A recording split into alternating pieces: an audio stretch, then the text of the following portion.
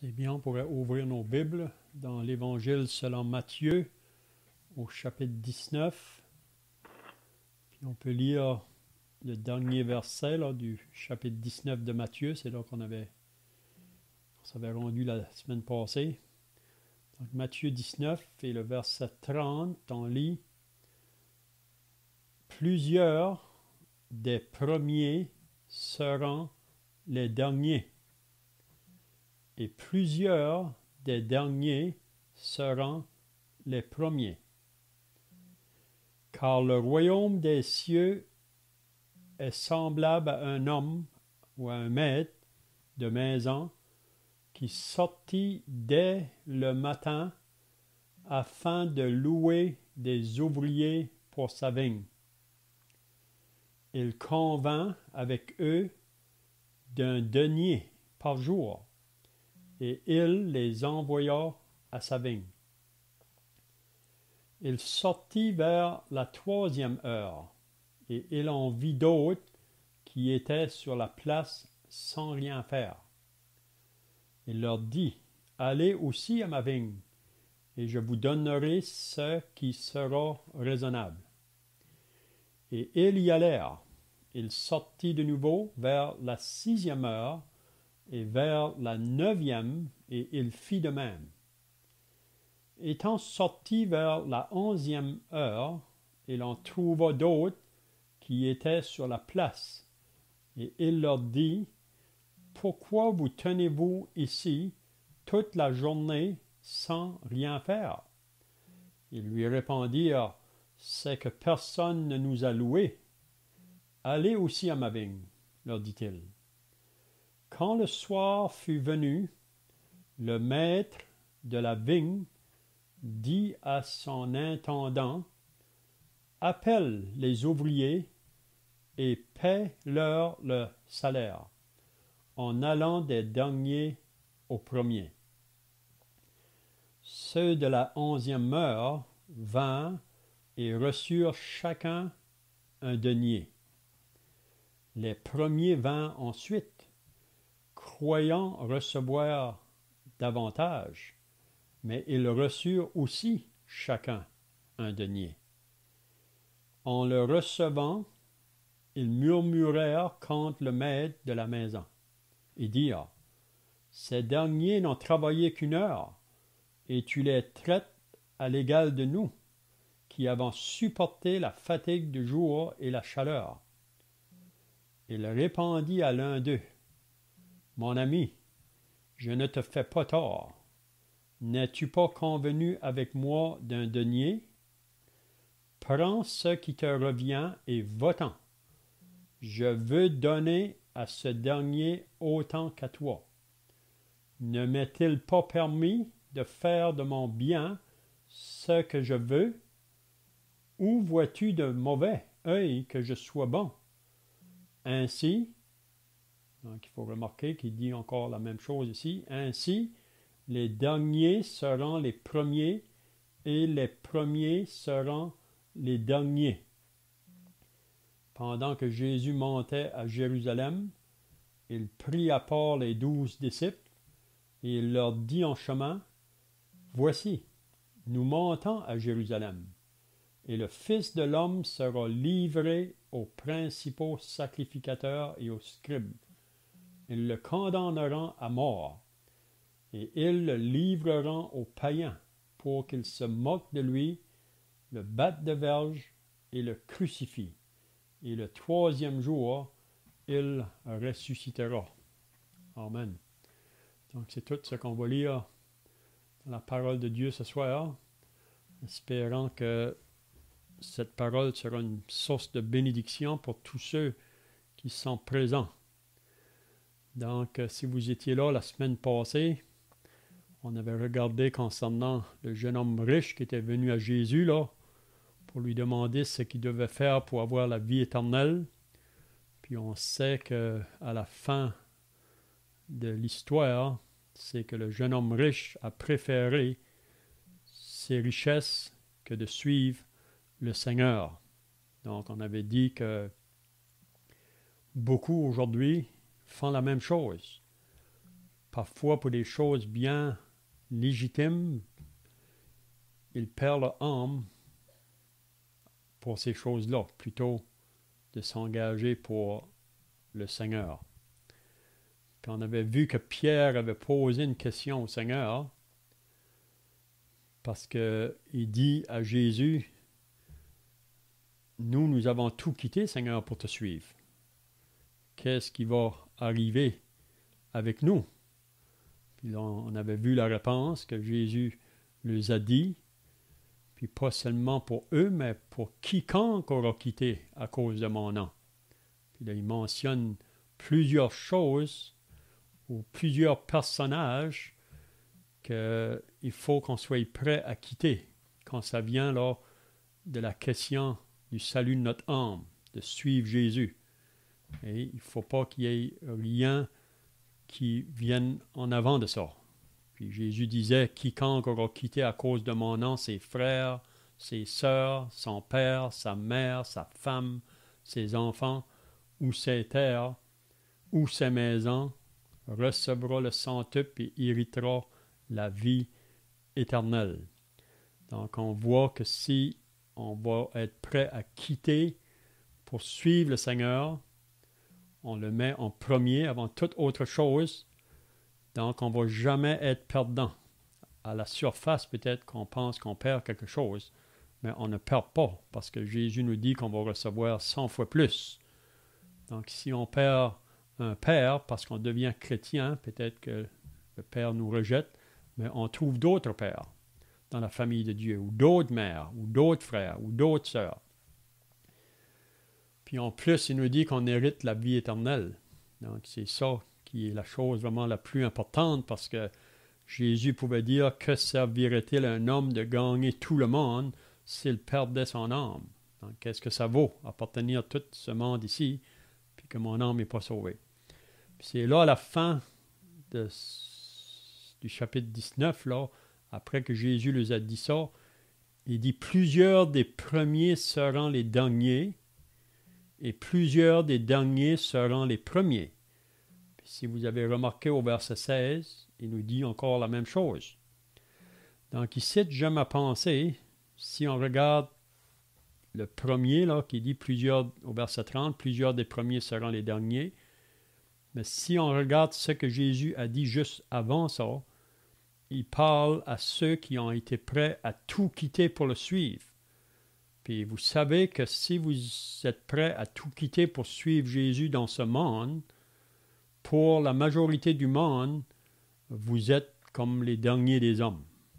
Et si vous vous rappelez, Paul a dit dans l'Épître aux Corinthiens, au chapitre 4, là, il a dit « Car Dieu, ce me semble, a fait de nous apôtres les derniers des hommes, des condamnés à mort, en quelque sorte.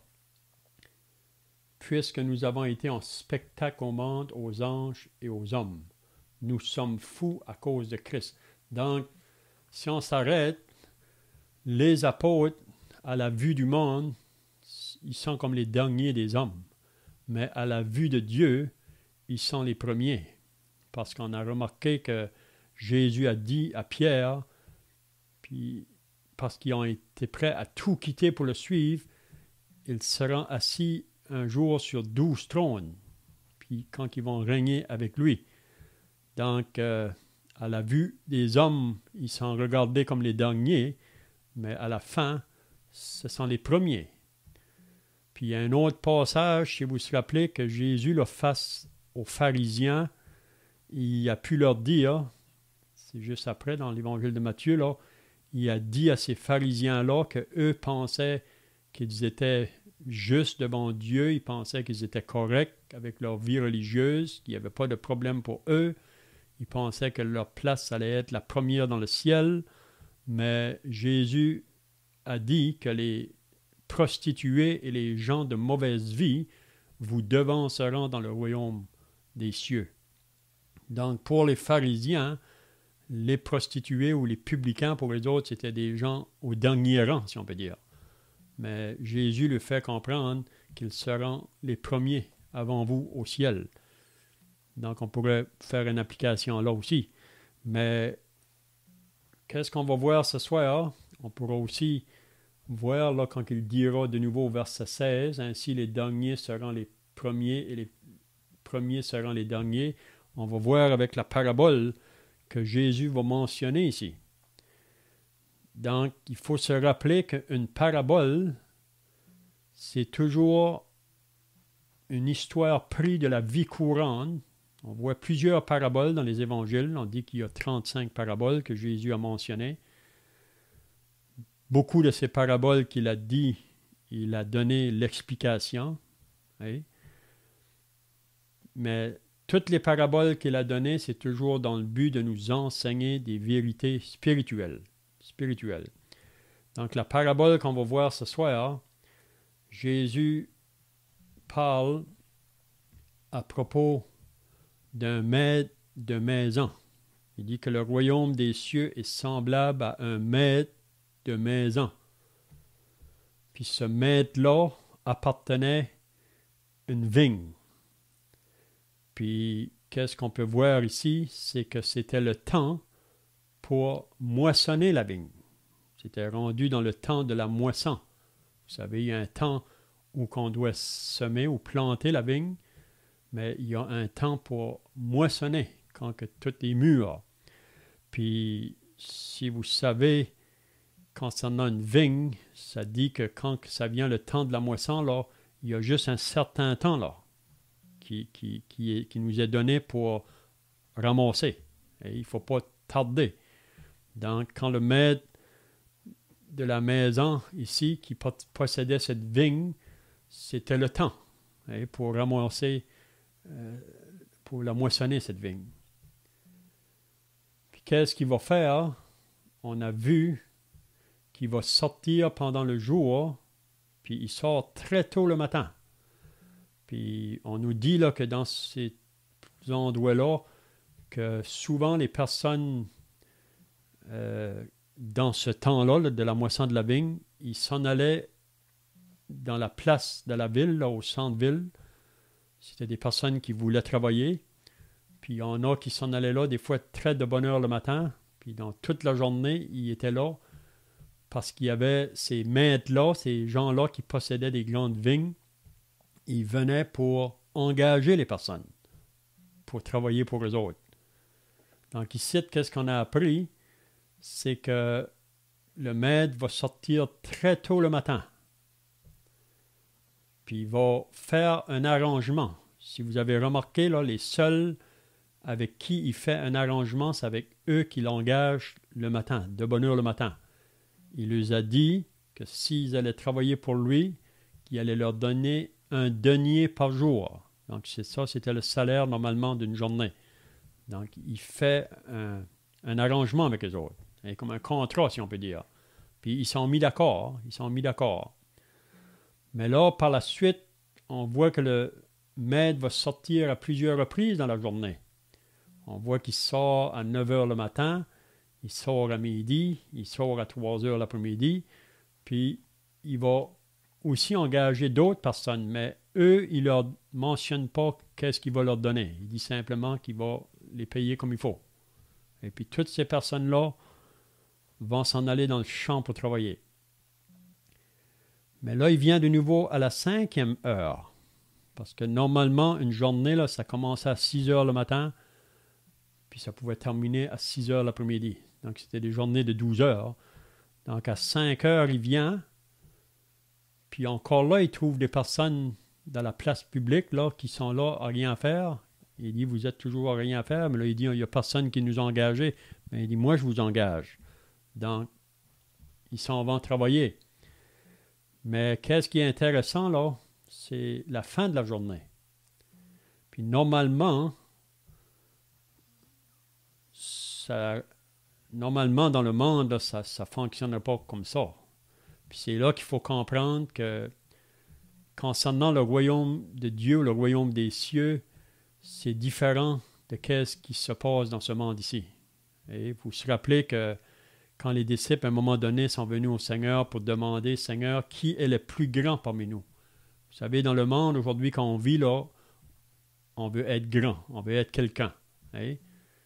Puis celui qui est grand dans le monde, c'est celui qui va être servi, qui se fait servir. Mais Jésus a dit dans le royaume des cieux, c'est pas comme ça. Il dit que ceux qui vont être grands dans le royaume de Dieu, c'est ceux qui servent. Hein? Il dit, moi je ne suis pas venu pour être servi, je suis venu pour servir. Donc c'est contraire à la pensée humaine. Puis la leçon qu'on va apprendre ici ce soir aussi dans cette parabole, c'est aussi contraire à la pensée humaine.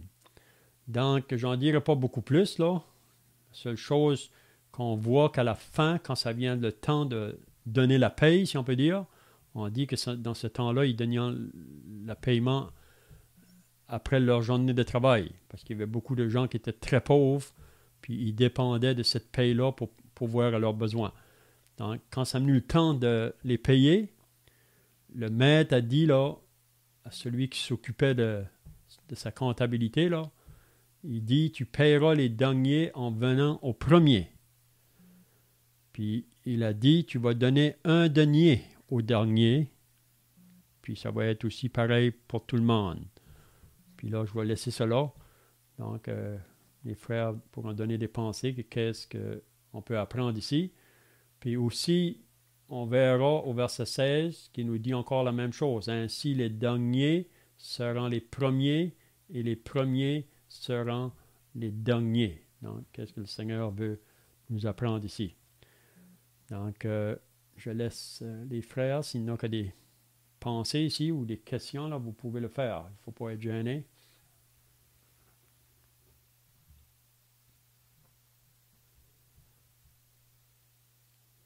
Dans le royaume des cieux, ici, ça voudrait dire que tout le monde est regardé comme égal, le même niveau. Hein. Mm-hmm. Oui, on pourrait dire ça. Mm-hmm. Il n'y a pas de préférence, comme le Seigneur est égal pour tout le monde. Mm-hmm.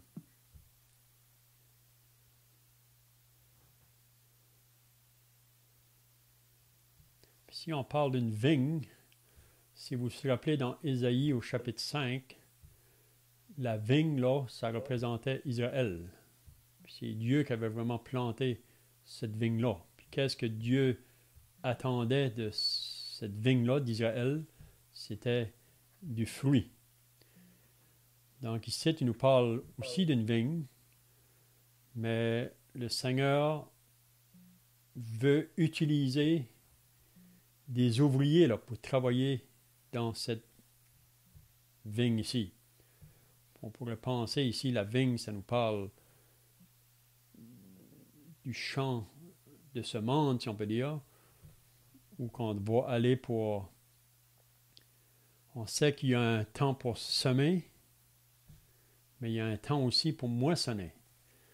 Si vous vous rappelez que Jésus a dit dans l'évangile de Jean, là, il parlait à ses disciples, Jésus a dit, « Ma nourriture est de faire la volonté de celui qui m'a envoyé et d'accomplir son œuvre. » Puis si vous vous rappelez, là, c'est quand que Jésus avait eu contact avec la femme samaritaine.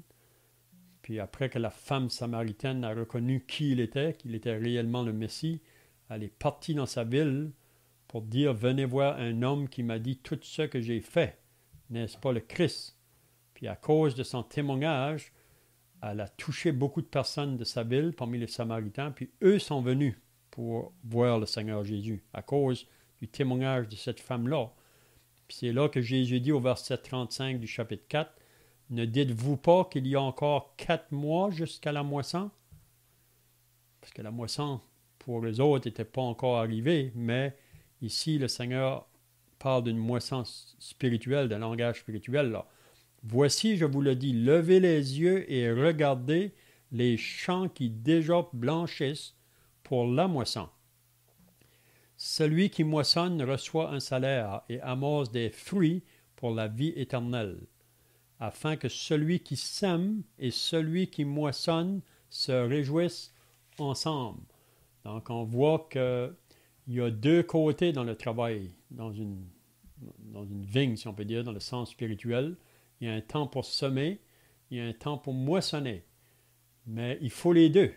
Donc le verset 37, il dit « Car en ceci, ce qu'on dit est vrai. Hôte est celui qui sème et hôte celui qui moissonne. Et il dit, je vous ai envoyé moissonner ce que vous n'avez pas travaillé. D'autres ont travaillé et vous êtes entrés dans leur travail. Donc parfois, il y a des serviteurs de Dieu qui travaillent beaucoup pour jeter la semence. Ce n'est pas le temps de moissonner, c'est le temps de jeter la semence. Puis après un temps, parfois c'est d'autres personnes qui vont entrer dans leur travail pour récolter la semence, la semence qui a été faite. Donc c'est ça la pensée ici qu'on pourrait trouver aussi là. Donc probablement les frères ont d'autres pensées ici. Mais je comprends pour un temps, comme tu dis d'ailleurs. Ecclésias, on parle de ça, c'est un temps pour mourir, un temps pour naître, un temps pour planter, un temps pour pleurer, un temps pour rire. Le temps, c'est précieux.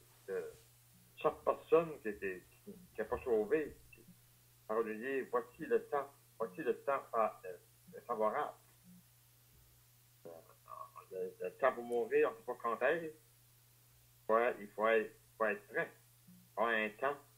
Bon, peux-tu penser que le temps pour être sauvé, il y a un temps pour être sauvé? Parce que chaque personne qui n'est pas sauvée, il va avoir un temps. À juste qui a compris que le Seigneur Dieu est mort sur la croix. Hein? Tu penses le terme? Mm-hmm. C'est ça.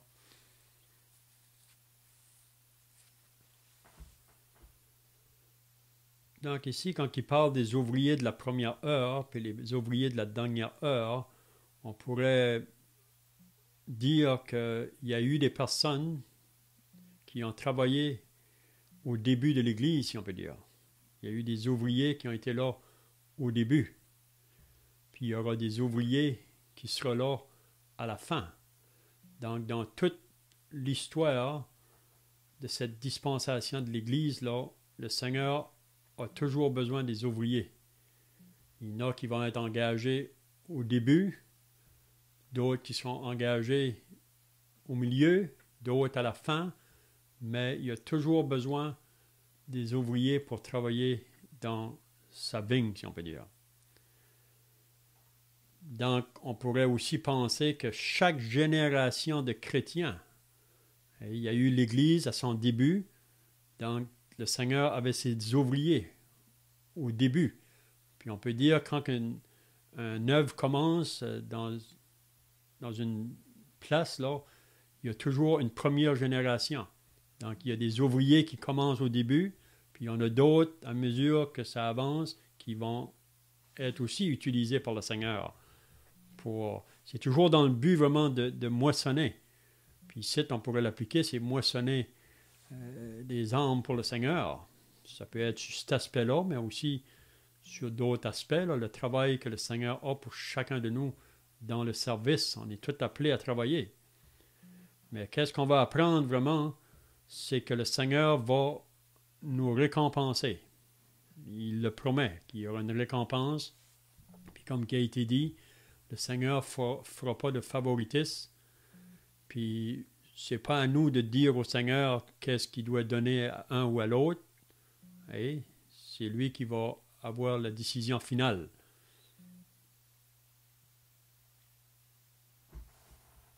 On peut penser que on va être récompensé quand on fait les choses pour le Seigneur avec cœur. Mm-hmm. So. Si quand on fait ça avec cœur, on va avoir des récompenses. Quand on fait des choses malgré nous autres, la récompense, c'est pas fort. C'est ça, hein? Oui, on voit ça dans 1 Corinthiens 3. Paul parle de ça concernant les œuvres qu'on fait. Est-ce que c'est fait selon la sagesse humaine ou la sagesse de Dieu? Oui. Quel motif qu'on fait les choses? Dans quel motif? Oui.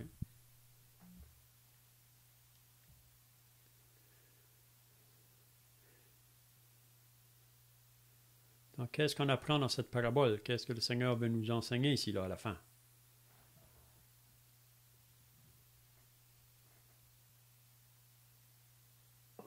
le Seigneur, comment que le Seigneur il est juste dans son enseignement. Il veut donner à ceux-là qui ont commencé de bonheur, à ceux-là qui a donné, qui a travaillé moins, puis il y en a qui a travaillé bien moins. Puis le Seigneur, de sa justice, il veut mettre ça égaux pour tous. Il dit après ça, il répondit l'un d'eux, mais mon ami, je ne te rends pas tort, mais tu n'as pas convenu avec moi de dernier. Quand ce Christ revient et pas tard, je veux donner à ce dernier autant qu'à toi. C'est-à-dire qu'il prend tout ça ensemble, il veut donner égal. Comment que le Seigneur est mort, hein?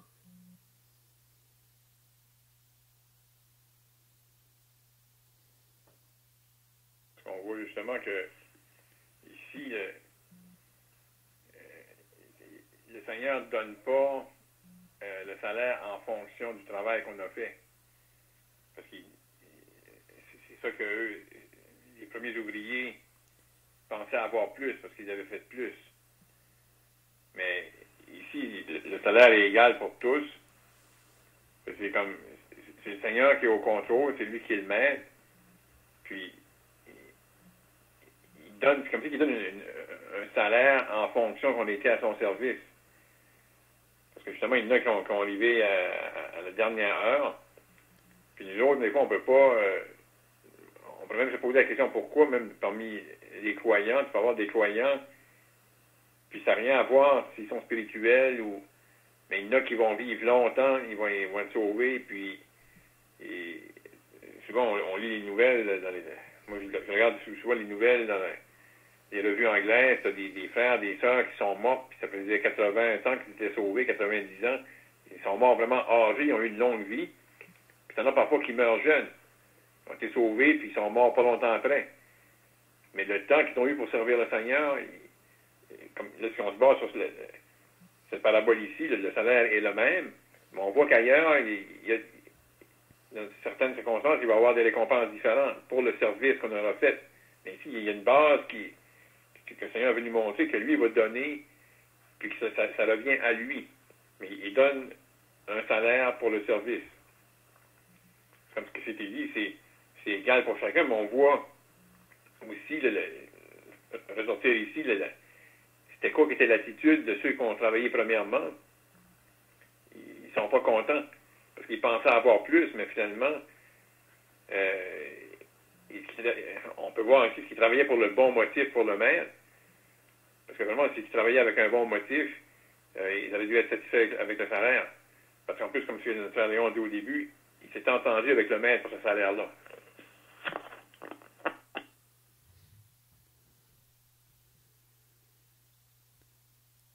C'est ça. Donc, ceux qui ont été engagés le matin de bonne heure, le maître a fait un contrat, si on peut dire, avec eux autres, un arrangement, puis ils étaient tous d'accord pour travailler pour un denier, pour les jours qu'ils ont travaillé pour lui. Ils ont fait l'arrangement.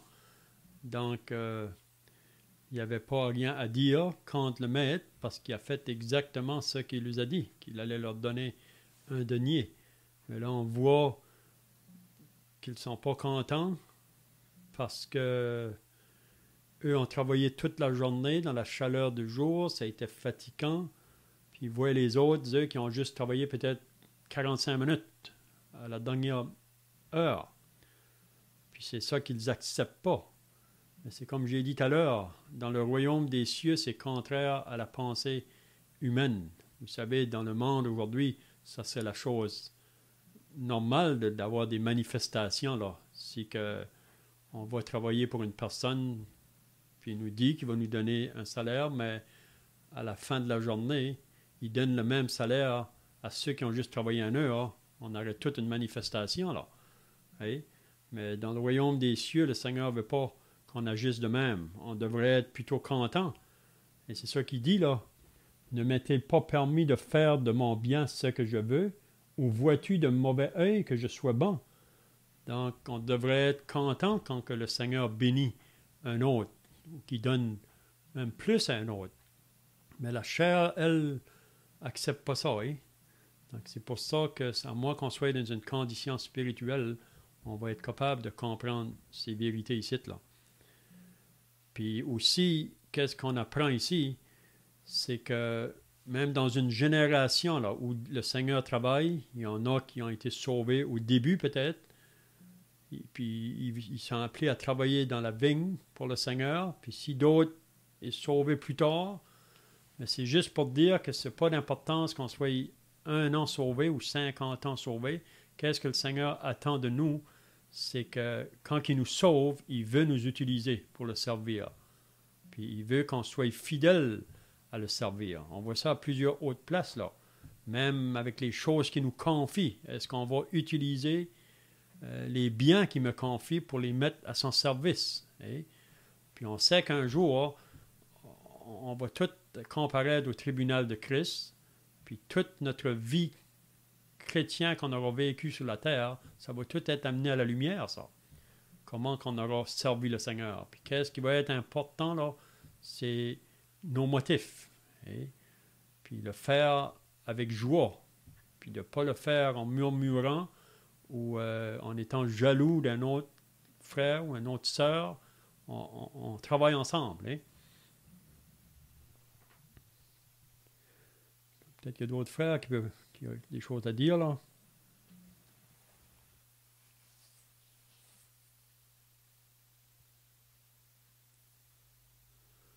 Vous vous rappelez la parabole des talents. On va voir ça plus loin, là, dans Matthieu 25. Les paraboles des talents. Le maître qui donne 5 talents à un, 2 à l'autre, 1 au troisième, puis ensuite, lui, il va partir. Puis quand il va revenir, il va demander des comptes à ses serviteurs, avec ceux qu'il lui a confiés. Hein? Puis vous vous rappelez que le premier qui avait donné 5, il a rapporté 5 autres. Puis le Seigneur lui a dit, bon et fidèle serviteur, entre dans la maison du maître. Puis l'autre qui avait donné 2, lui, il en a rapporté 2. Puis si vous vous rappelez aussi, là, qu'il a donné à chacun selon leur capacité. Donc le Seigneur ne va pas nous demander au-delà de nos capacités. Donc il peut demander à un plus, parce qu'il a donné des capacités pour le faire. D'autres, peut-être ça soit moins. Qu'est-ce qui importe vraiment? C'est s'il nous a confié une chose, à chaque croyant, on sait qu'on a tous reçu un don du Saint-Esprit, puis ça, c'est dans le but qu'on utilise ça dans le service pour le Seigneur. Puis c'est ça qui importe vraiment. C'est d'être fidèle, et c'est d'être prêt à prendre ce que le Seigneur nous a confié pour le mettre à son service.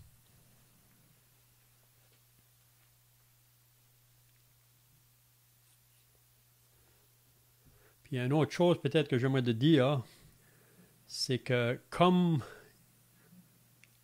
le moment qu'on a été sauvé, là, il pouvait y avoir des obstacles pour nous empêcher de prendre position pour le salut. Hey? Mais c'est la même chose dans le service. Il peut y avoir des obstacles qui peuvent nous empêcher dans le service. Quand le Seigneur nous appelle à le servir, on peut rencontrer beaucoup d'obstacles. Beaucoup d'obstacles. On pense à Néhémie, quand le Seigneur lui a mis à cœur d'aller à Jérusalem pour construire la muraille. Si vous lisez le livre de Néhémie, Néhémie n'a pas eu ça facile. Mais on voit que la première chose qu'il a faite, c'est qu'il a prié le Seigneur. Parce qu'il savait qu'il y avait des obstacles en avant de lui. Mais il a mis ça dans les mains du Seigneur. Puis le Seigneur a ouvert une porte après l'autre, une porte après l'autre. Donc, si on va le servir, donc il faut être prêt à quitter certaines choses, là, parce qu'il y a des choses qui peuvent nous empêcher.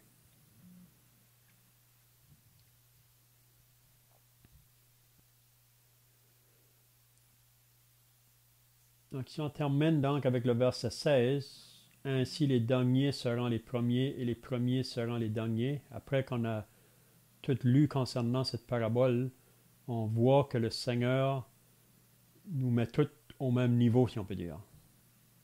Donc, les derniers sont les premiers seront les derniers. On peut dire qu'à un moment donné, on peut être les premiers sur la liste, mais une autre fois, on pourra être les derniers.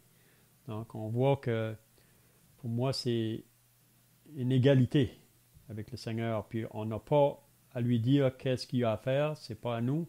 C'est un peu comme le potier, quand il travaille avec l'argile ne va pas dire au potier, pourquoi m'as-tu fait ainsi? Oui? Donc, on se laisse manier par la main du maître. Donc, je ne sais pas si les frères ont d'autres choses pour terminer. Sinon, on pourrait terminer par la prière. Puis, si un frère a un cantique pour terminer.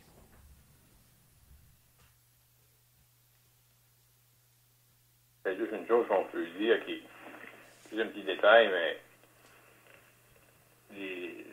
certaines personnes qui étaient dans la parabole, c'est-à-dire le maître sorti vers la 3e heure et en vit d'autres qui étaient sur la place sans rien faire. Donc, tu avais des personnes qui étaient sur on peut dire la place publique sans rien faire. Mais là, le Seigneur les appelle, le maître, puis ils vont à sa vigne. Ça peut nous faire penser à nous autres. Un temps, on était à un endroit, puis pour le Seigneur, on faisait rien. Et on était appelés, puis là, maintenant, on peut travailler pour lui. Donc, c'est un changement de place, puis c'est un changement d'activité. On a passé de rien faire pour le Seigneur à maintenant une condition où on peut servir le Seigneur.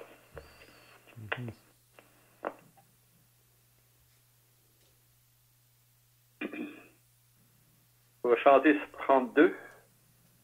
En ma vie, elle doit être à toi seul, au divin maître, que sur le flot de mes jours, ton regard brille toujours. On va chanter les 3 premiers de 132. Dieu, notre Père dans le ciel, d'en venir devant ce soir, on te remercie encore que le privilège de le nôtre d'être sur l'écoute de la Sainte Parole. Te remercions. Alors, et aussi, Dieu, nous voulons te prier pour tout un cri de prière qui a monté vers toi. Dieu, que tu les bénisses, tu les gardes, et que tu sauves des âmes. Prions seulement pour les gens de notre famille, les enfants, nos petits-enfants, frères et ma soeur. Nous aussi peut prier pour la famille Baudet, les deux familles Baudet, ils mettent tous devant toi. La famille Genet aussi, tu viens pour d'eux. De prier pour Jean-Guy Blanchard aussi. Si nous prions de Dieu pour ce village, ceux qui sont malades de Dieu, et mettons tous devant toi. Devant Dieu qui a un temps de Dieu où chaque personne va rencontrer Dieu. En sachant que Dieu, quand on nous dit qu'il a à se repentir, de fixer un jour, Dieu jure le mort, dans la justice, devant le Seigneur Jésus. Père aussi, on te prie pour tous les enfants qui sur la terre, qui souffrent, qui sont malades, et mettons tous devant toi. Devant Dieu, tu connais chacun de nous. Tu connais des fois, passant des temps durs, des temps d'épreuve, des temps d'abattement. Je te prie, en Père, que tu mettras de Dieu en nous, de Dieu, toujours en garder, celui qui est le chef et le consommateur de notre foi. Tant de Dieu, nous remettons en toi. Sachant que Dieu, tu veux que tous les hommes se sauvent et parviennent connaissant de la vérité. Alors, tu le remettons en toi et te remercions de ta parole. Et remercions tous tes frères et sœurs qui ont qui ont participé à cette étude. Sois vérifiant pour ton père, priant pour ton possible, Seigneur Jésus. Amen.